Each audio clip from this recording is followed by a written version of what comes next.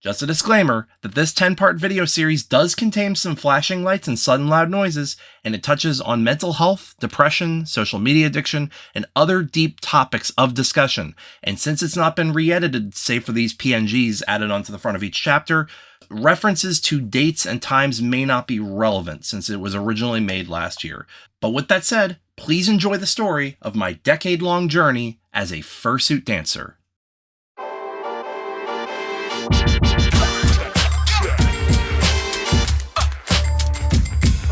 So, Anthrocon 2013.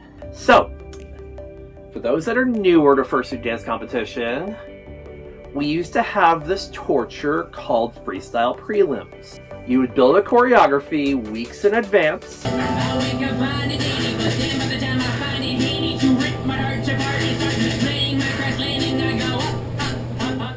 possibly months in advance, and for prelims, you don't perform that choreography. You perform freestyle. So here's how it worked. You walk into the scary room of death, and you're given a number, kind of like auditions at any reality show. You pin the number to your chest, they put you in a quick spreadsheet, and that spreadsheet shows up on a projector up on the screen. So this was in the mini ballroom that they have Dead Dog in, and they used to have Floor Wars in this room too. They'd call you up in groups of, I believe it was 8, and you would be given 45 seconds to dance to a song they choose, or that was requested via the application, and you freestyle that song. You switch rows, front row goes to the back row goes to the front, and then you go off to the side and wait for the process to complete with everybody. And you can imagine my heart rate when I walk in and realize that I'm competing alongside 70 other dancers for 20 spots. It was nerve-wracking. It was terrifying, knowing I had to be the best 20 out of 70. After 2 rounds of dancing, because they had us all come up 2 times, and then they did preliminary cuts. And they called back certain people, and when you didn't get called back, you were eliminated. And I was one of the ones in first cuts that year.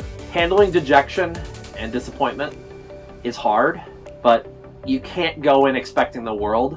When you get there and everything becomes real and the magic of the conventions around you, you would just be grateful to be able to perform, because that's one of your goals out of the way. It's like, yeah, I wanted to go here and win the whole thing, but as soon as I got there and realized just how much passion and love for the craft there is around me, and what an encouraging and loving environment it is, that's got to speak for something. So, Anthrocon 2013 was a bust, right? Kavi. Yeah! Going up against Eyebolt. So I didn't actually expect this. I was on an 8-person wait list a few weeks before the convention. I didn't think that there were going to be a need to go through that many understudies. So I showed up to this event wearing sandals with a camera and a tripod and blue jeans. I did not expect to dance. So when I heard my name on roll call, I was like, excuse me, what? I'm also adding this just to make Dex happy.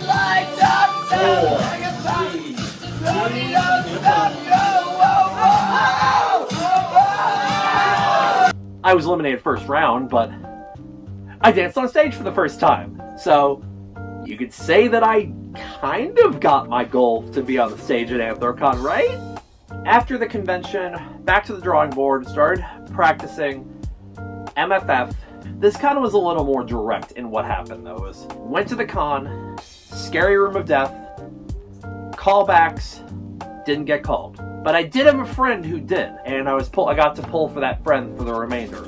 So I still had a little bit of happiness, and they ended up making the finals, which was a great little way to celebrate both of us. Again, handling disappointment, look guys, shrug, brush it off, you're gonna be okay.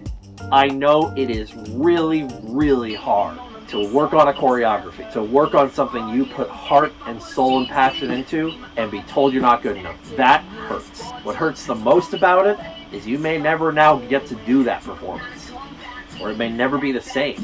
Move on to the next one. It's gonna be okay. My advice for every dance comp you approach, hope for the best, expect the worst. That'll make it all the more easier of a pill to swallow if you don't make it. And that's how I went in, because of course I'm a person who came from very low self-esteem and self-worth. I didn't expect anything out of this. I didn't know what to expect. I expected, you know, maybe if I keep going I'll eventually get there. You know what I did? I got really f***ing depressed.